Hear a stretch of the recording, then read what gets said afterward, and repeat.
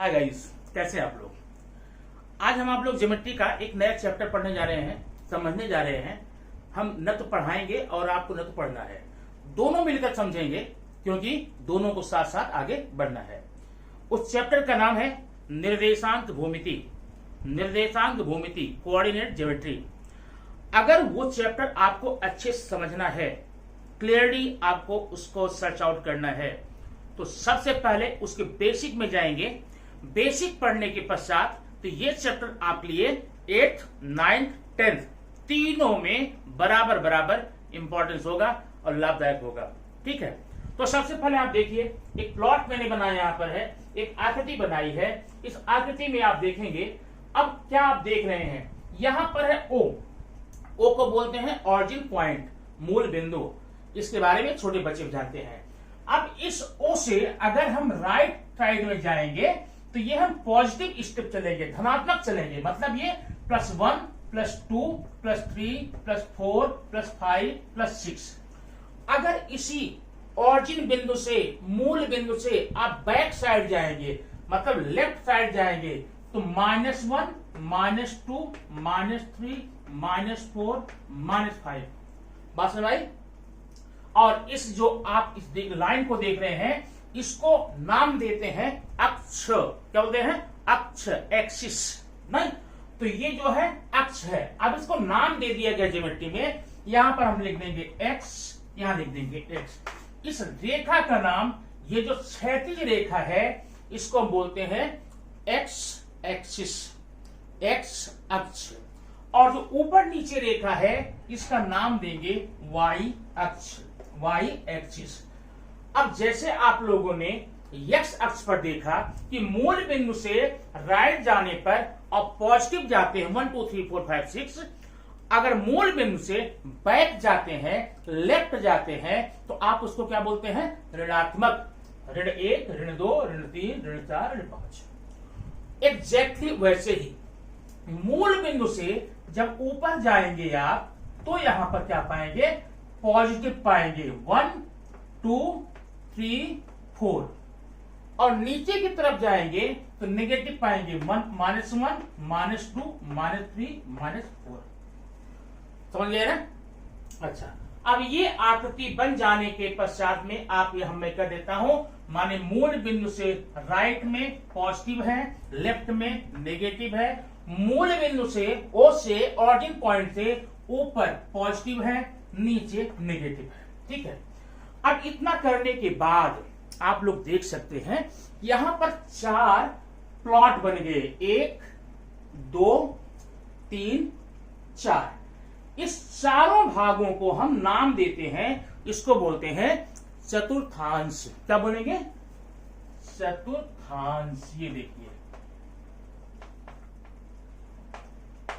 ये क्वार्टाइल। अब यहां पर आप कितने चतुर्थांश देख रहे हैं? 4। 1 2 3 4, 4 हो गए। अब इन चारों को हम नाम देंगे। ये है पहला चतुर्थांश, और ये है दूसरा चतुर्थांश, ये है तीसरा चतुर्थांश, ये है चौथा। ध्यान देना, पहला आपको यहीं से लेना है। अब बच्चा नहीं चाहे जहां शुरू करते, पहला, दूसरा, तीसरा, चौथा। पहला चतुर्थांश, फर्स्ट क्वार्टाइल आप यहीं से लेंगे।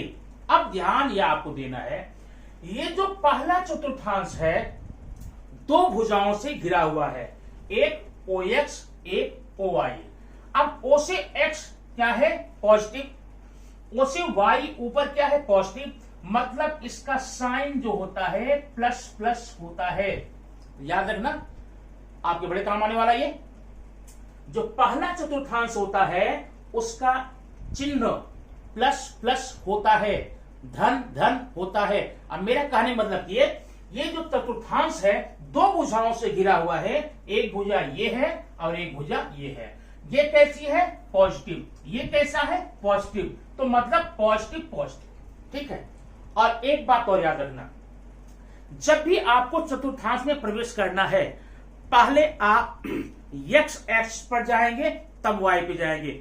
भूल करके भी पहले y बाद में x मत बोलना। अब आइए दूसरे पे चलते हैं। ये किससे घिरा हुआ है? ये OY और OX मत बोलिएगा, आप बोलिएगा OX। कौन सा चिन्ह है? माइनस है, OI कौन सा है, प्लस है, तो इसका चिन्ह क्या होता है दूसरे का, माइनस प्लस, माइनस प्लस, ठीक है। अच्छा, तीसरे में आएंगे, तीसरे में कहा जाएंगे, पहले एक्स पर जाएंगे, OX माइनस है, नीचे आएंगे तो क्या है, माइनस है, मतलब तीसरे चतुर्थांश का जो चिन्ह होगा वह माइनस माइनस होगा, ठीक है। अब आ जाते हैं लास्ट में, चौथे में। पहले आप कहा जाएंगे एक्स पर, एक्स क्या है, किधर जा रहे हैं, पॉजिटिव जा रहे हैं। फिर आएंगे वाई पर, वाई किधर आ रहे हैं, नेगेटिव आ रहे हैं, सॉरी पॉजिटिव जा रहे हैं, नीचे नेगेटिव, मतलब चौथे का चिन्ह हो गया प्लस एंड माइनस। बात समझ, इसको आप दिमाग में रखे रहिए। पहले चतुर्थांश का चिन्ह होता है प्लस प्लस, दूसरे का माइनस प्लस, तीसरे का माइनस माइनस, चौथे का प्लस माइनस। अब बड़े चक्कर में ये बात आ गई कि इसका उपयोग क्या है, क्या यूज इसका है, मैं बताता हूं यूज इसका। देखिए, सबसे पहले तो हम ये देखेंगे इसमें, माने ये जो हमने चतुर्थांश की बात करी यहां पर, वो उसका उपयोग हमारे प्रश्न में कैसे होगा, एग्जाम में कैसा प्रश्न आएगा वो आपको बताना होगा। अब देखिए, मैंने यहां ध्यान देना, मैंने एक बिंदु ए लिया, -3 और 4 लिया, यहां पर बी लिया, -2 -3 लिया, यहां पर सी लिया, 2 और -5 लिया, यहां पर डी लिया, 0 और 5 लिया, यहां पर ई लिया, 5 और 0 लिया। आपको पहला तो ये बताना है कि बिंदु ए, बिंदु बी, बिंदु सी, बिंदु डी, बिंदु ई कौन से चतुर्थांश में आएंगे। ये आपको क्वेश्चन 8वीं में भी मिलेगा, 9वीं में भी मिलेगा और 10वीं में भी, बोर्ड में भी मिलेगा, 1 मार्क का क्वेश्चन। अब अगर पहले का चिन्ह आपको अच्छे से कंफर्म है, अच्छे से कंफर्म है, फास्ट बता देंगे कैसे। अब ये देखिए, ए का पहला चिन्ह क्या है, माइनस, दूसरा 4 में क्या है, प्लस, मतलब इसका चिन्ह बोलेंगे माइनस प्लस। अब आप सोचिए, माइनस प्लस आपने कहां सीखा था, कहां बताया था, माइनस प्लस किस चतुर्थांश में था, दूसरे में था। ये देखिए, माइनस प्लस, मतलब बिंदु ए जो है द्वितीय चतुर्थांश में होगा, ऐसा आपको लिखकर आना होगा, ठीक है। अब देखिए बी, माइनस माइनस, तो माइनस माइनस किसका था, तीसरे का था, तीसरा, मतलब यहां पर एक्स एक्सिस का निर्देशांक 2 है और वाई का 3 है, लेकिन दोनों ही नेगेटिव है, माइनस माइनस है। आप क्या बोलेंगे, ये तीसरे में होगा, 100% तीसरे में। बात समझ आई। फिर देखिए सी में 2 -5, plus minus, plus minus, plus minus कहां है, चौथे में, प्लस माइनस। डी देखिए, अब यहां ध्यान देना, 0 5, इसका मतलब एक्स एक्सिस पर हम कहीं गए ही नहीं, एक्स पर यही खड़े हैं, बराबर है। वाई पर कहां जाएंगे, 5, कहां, ऊपर, 1 2 3 4 5 नहीं, ऊपर। माने ये जो बिंदु डी होगा ना, ध्यान देना, बिंदु डी होगा वह वाई अक्ष पर स्थित होगा, वह चतुर्थांश में नहीं जाएगा। चतुर्थांश में तभी जाएगा जब दोनों निर्देशांक कोई अंक होंगे, मोर देन 0 या लेस देन 0, 0 वाला कहीं नहीं जाएगा। तो ये जो डी है वाई अक्ष पर होगा। अब जरा ई देखिए, ई में 5 0 है, 5 और 0 है, तो 5 0 कहां जाएगा, एक्स पर हम 5 जाएंगे, वाई पे जाएंगे नहीं, मतलब एक्स पर 5 जाएंगे, वाई ऊपर नीचे गया नहीं, इसलिए यह कहां होगा, कहां होगा, एक्स अक्ष पर होगा। नंबर ए, आपने पहला काम तो अच्छा कर लिया, किसी भी बिंदु को देख करके आपको बता सकते हैं कि कौन से चतुर्थांश में आएगा। ओके, समझ गए ना। अच्छा, ध्यान देना, ये जब आप वीडियो समझ लेंगे, आप इस आज के लेक्चर को देख लेंगे, तो जब वीडियो आप देखते रहेंगे तो वीडियो के बीच बीच में आपको क्वेश्चन दिया जाएगा। उस क्वेश्चन का आंसर कहां देना जानते हैं, कमेंट बॉक्स में देना है। वीडियो देखते जाइए, वीडियो को देखते जाइए और उसके क्वेश्चन का आंसर आप कमेंट बॉक्स में दे सकते हैं। चलिए ठीक है, तो एक काम तो आपका ये हो गया कि अगर चतुर्थांश के हम चिन्हों को समझ लें तो हमें क्या करना होगा, हमें किसी भी बिंदु को बता सकते हैं कि कहां पर है। अब दूसरा काम क्या इसका होता है, आपको एग्जाम में बोला जाता है ऐसे बिंदु दिए जाएंगे ए बी सी डी करके, इसको प्रतिस्थापित कीजिए। क्या कीजिए, प्रतिस्थापित कीजिए। माने कहा ग्राफ पेपर, आप ग्राफ पेपर लेंगे, उसमें एक्स एक्सिस वाई एक्सिस खींचेंगे। अब क्या करें मैं बताता हूं, ध्यान देना। पहला है, अब पहला काम आपको होगा बताने का, ठीक है ना। पहला है स्थापित करना है, तो ए में, और ध्यान देना जो बिंदु दिया गया है ये दोनों निर्देशांक है। पहला वाला अक्षर एक्स निर्देशांक होगा, दूसरा वाला वाई, हमेशा ये चेंज नहीं होगा कभी। तो देखते हैं, पहले आप ए पर जाइए -3, -3 किधर जाएंगे, लेफ्ट में, 1 2 3। अब यहां पहुंच गए, ध्यान देना ये है -3। फिर आप 4 जाना वाई पर। अब ये डिसाइड कीजिए y4 आप ऊपर की तरफ जाएंगे कि नीचे की तरफ, क्योंकि पॉजिटिव है तो कहां जाना है, ऊपर जाना है। हम कहेंगे 1 2 3 4, यहां पहुंच गए, ठीक है। अब देखिए -3 आपका यहां है और 4 यहां है। अब इसको आप धीरे से इसके पैरेलल रेखा बढ़ाइए ऐसे, और ये 3 वाली आगे बढ़ाइए। ये जहां एक दूसरे को काट देते हैं, इंटरसेक्ट कर देते हैं, ये बिंदु ही आपका बिंदु ए हो जाएगा। ए लिख करके आप -3 और 4 लिख देंगे, आपने बिंदु को स्थापित कर दिया, ठीक है। आपके एग्जाम में ये प्रश्न आएगा, और ऐसे जब क्वेश्चन आएंगे देखो, जब आपको ये पूछा जाएगा कि किस चतुर्थांश में या किस अक्ष पर है, तब तो वह 1 मार्क का रहेगा। और जब आपको स्थापित करने को आएगा तो ये क्वेश्चन 2 मार्क्स हो जाता है। एक बिंदु स्थापित करके आप 2 नंबर ले सकते हैं, समझ गए ना। चलिए, अगर कोई कंफ्यूजन तो ये देखिए बी में -2 -3, इसका मतलब आप x पर -2 जाएंगे। -2 कहां जाएंगे, बैक साइड में, 1 2। और y पे जाना है -3 कहां जाएंगे, ऊपर नीचे, नीचे 1 2 3 यहां पर। अब इसको हम आगे बढ़ाएंगे ऐसे, सीधा लंब डालेंगे और इसको यहां बढ़ाएंगे। ये कहां काटा, यहां पर। इसका नाम रखना b और अंदर इसमें रख देना -2 -3। बात समझ आई। इस प्रकार से बिंदुओं को स्थापित कर सकते हैं सबको। अब जरा हम आपको दिखाते हैं डी कैसे है। डी में क्या है, डी में 0 5 है, ठीक है। इसका मतलब एक्स एक्सिस पर हमें कहीं जाना ही नहीं है, एक्स एक्सिस पर कहीं नहीं जाना है, ठीक है। तो हम यही रहेंगे। अब y पर जाना है 5, y क्या पॉजिटिव है, तो 1 2 3 4 5 यहां पर आ जाए। मान लो मैंने छोटा बना दिया है 5, इसको मैं बना देता 3 0 3। x पर आप गए नहीं, y पर 1 2 3 यहां पर आ गए। ये बिंदु कौन सा है आपका, d है। d ऐसे लिखना और यहां ब्रैकेट में लिखना 0 और 3। इस प्रकार से आप बिंदुओं को स्थापित कर सकते हैं।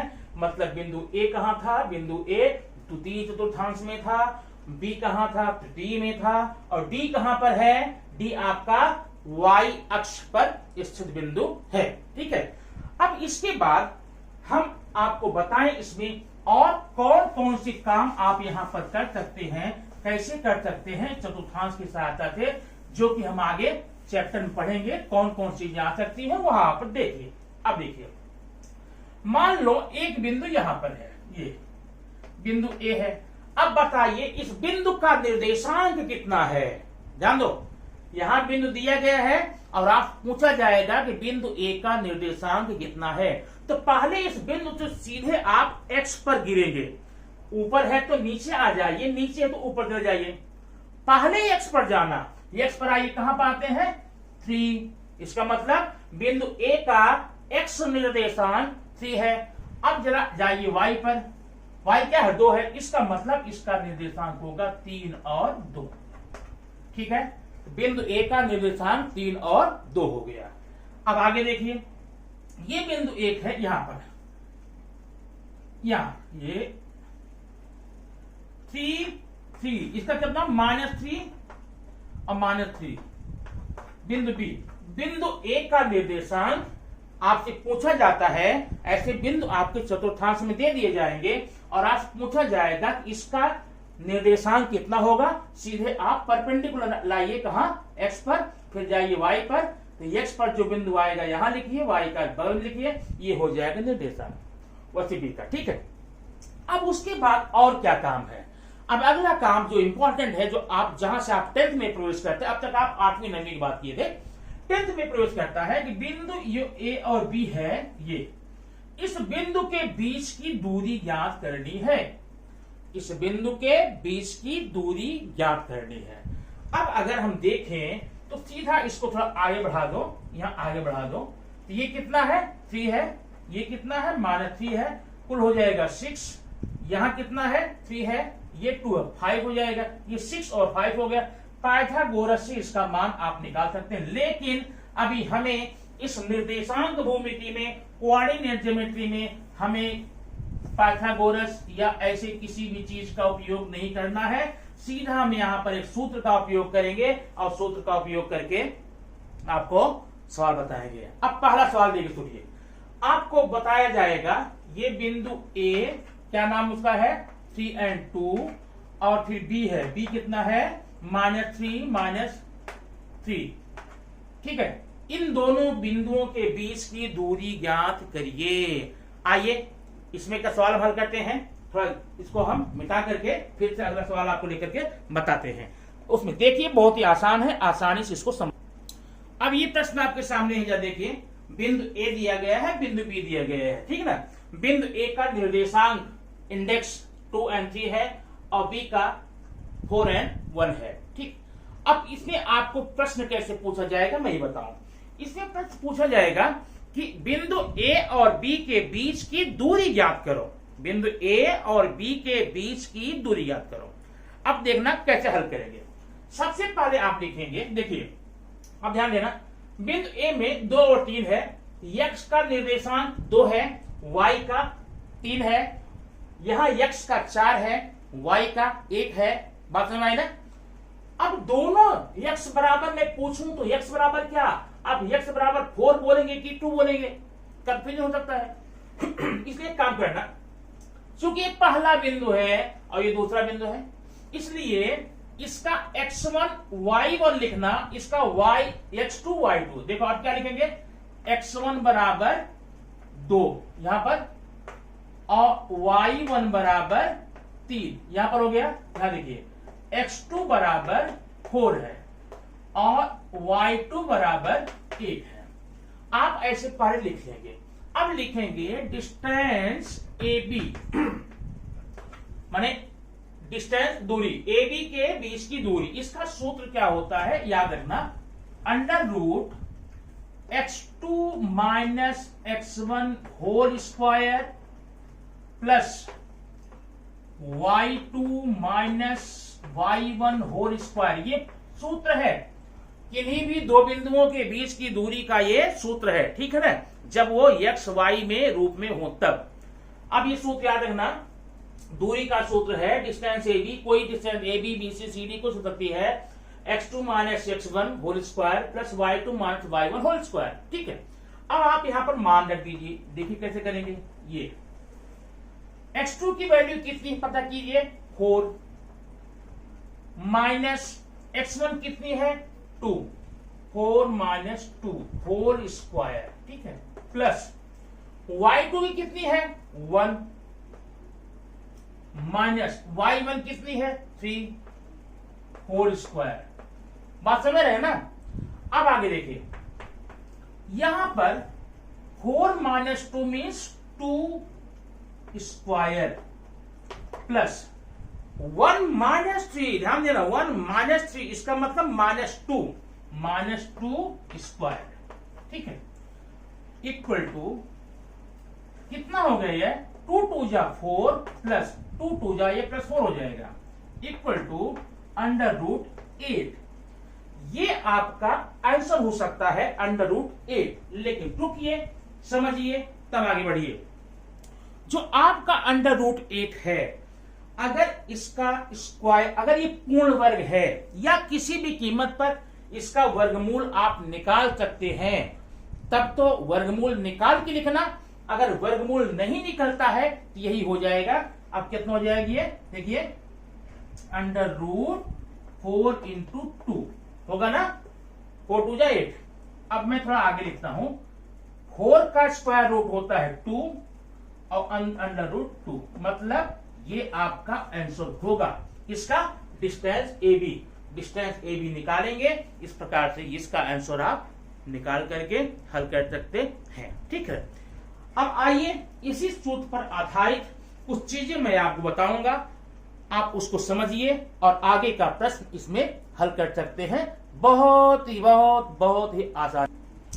अब तक आप लोगों ने जो भी पढ़ा, जैसे भी पढ़ा, उसी का उपयोग करके हम इस चैप्टर के सारे प्रश्नों को हल करेंगे। ठीक है, कैसे देखना, यह है बिंदु A 1 - 3, बिंदु B 2 - 5, C -4 और 7। ठीक है, अब ये आपको दिए गए हैं, पता ये करना है कि क्या ये बिंदु A, बिंदु B, बिंदु C, point A, point C, यह एक रेखीय है, ये कोलिनियर है।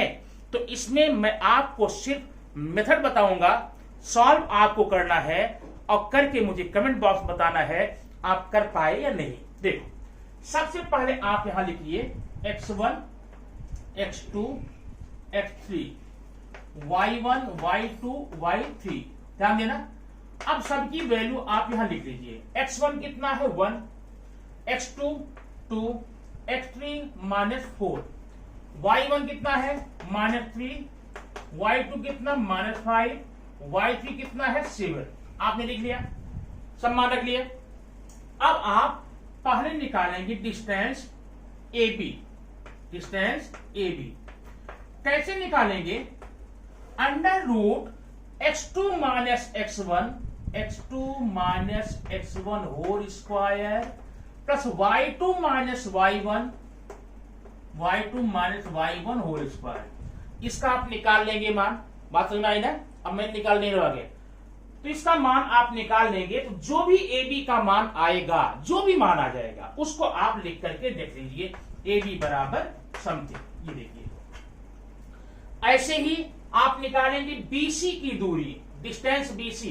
अब BC में क्या करेंगे? x3 - x2 whole square plus y3 - y2 whole square. आप निकाल लेंगे किसका मान? BC का। ठीक, इक्वेशन नंबर 1 और 2 करके रख सकते हो। अब आपको निकालना है AC का मान। ये किस निकालेंगे? x3 - x1 whole square plus y3 - y1 whole square. आपने AC का भी मान निकाल लिया, माने बिल्कुल वैसे ही है जैसे आपने पहले क्वेश्चन में दूरी निकाली थी। बात समझ आई? दूरी निकालने में कोई दिक्कत आपको नहीं होगी। आप करके देखिए, नहीं आएगा फिर मैं आपको इसका पूरा वीडियो बना के दे दूंगा। लेकिन सिर्फ डिस्टेंस निकालना है, इसलिए हम आपके वीडियो को लंबा नहीं करना चाहते हैं। आप इसको सॉल्व करेंगे, सॉल्व कर बताएंगे। अब देखिए, अब यहां पर क्या करना, लास्ट में आप बताना है बिंदु A, बिंदु B, बिंदु C एक रेखीय नहीं है। इसमें आप डिसाइड कीजिए कौन सी डिस्टेंस सबसे ज्यादा है, AB वाली, BC वाली या AC वाली, जो भी हो। ऐसा मत सोचना कि AC सबसे बड़ी होगी, ऐसा दिमाग मत लाना। माने ऐसा तब होगा जब तुमको ABC ऐसा दिया हो, मतलब ABC एक रेखी है, मतलब पहले A है, B है, फिर C है। ऐसा नहीं है, माने बिंदु A, बिंदु B, बिंदु C एक रेखा पर है। अब पहले A भी हो सकता है, पहले C भी हो सकता है, पहले C, ऐसी कंडीशन है।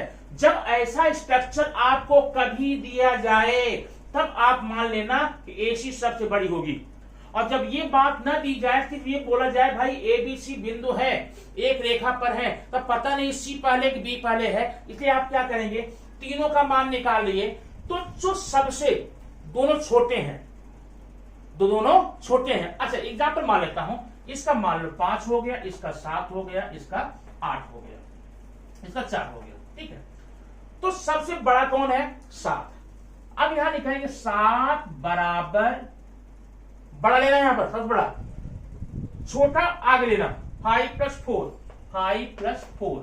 अब 7 यहां कुछ मत करना, यहां हो गया 9।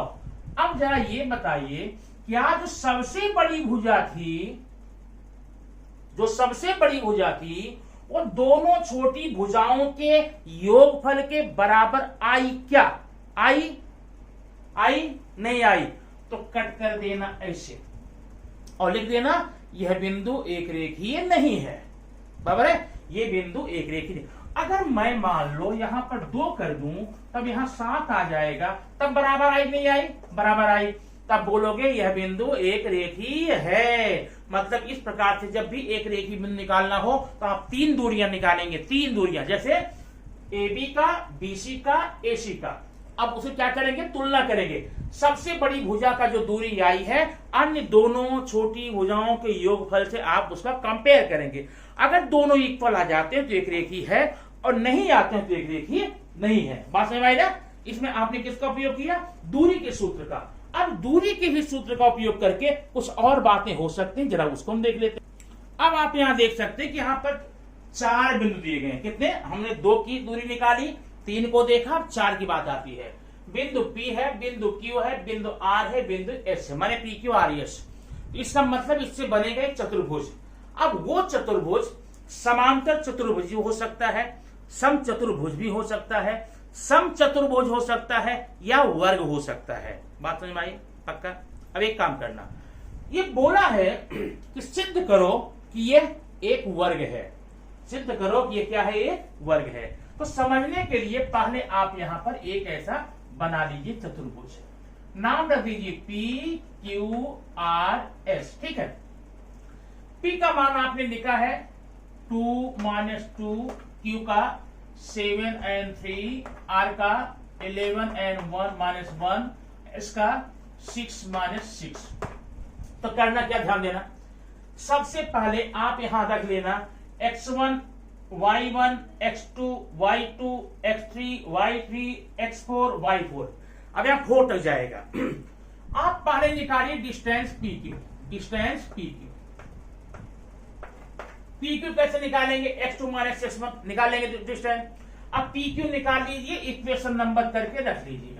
फिर आप QR निकालिए, डिस्टेंस QR। ठीक है? दूरी निकालना है, कुछ नहीं करना है। QR निकाल करके आपसे इक्वेशन नंबर 2 करिए। अब निकालना है ये आपको RS, डिस्टेंस SR कर देते हैं, इक्वेशन नंबर 3 हो गया। आपको PS निकालना है, डिस्टेंस PS, ये हो गया आपका 4 हो गया। अब सुनिए ध्यान से, चारों दूरी आपने निकाल लिया। अगर चारों भुजाएं बराबर आ गई, चारों भुजाओं की डिस्टेंस इक्वल आ गया, इसका मतलब वह चतुर्भुज या तो वर्ग होगा, स्क्वायर, या तो सम चतुर्भुज, रोम्बस। बराबर है? क्योंकि वर्ग की भी चारों भुजाएं बराबर होती हैं और सम चतुर्भुज की भी चारों भुजाएं बराबर होती है। ठीक है? बात समझ आई ना? लेकिन कंफर्म नहीं कर सकते कि यह वर्ग है कि सम चतुर्भुज है, क्योंकि दोनों बराबर होती हैं चारों भुजाएं। इसलिए एक काम और करना पड़ेगा। अगला देखो, आप विकर्ण निकालिए PR का मान इक्वेशन नंबर 5 में। फिर ये विकर्ण निकालिए, क्या नाम इसका है? QS, equation number 6। अब ध्यान देना, अगर चारों भुजाएं बराबर आ जाएं और विकर्ण भी बराबर आ जाए, तब तो बोलना भाई ये तो वर्ग होगा, क्योंकि वर्ग ही ऐसा चतुर्भुज होता है जिसकी चारों भुजाएं भी बराबर होती है, विकर्ण भी बराबर होता है। बात समझ में आया ना? आपने यहां पर 6 दूरियां निकाली हैं, 4 भुजाओं की ये हो गई और 2 विकर्ण की।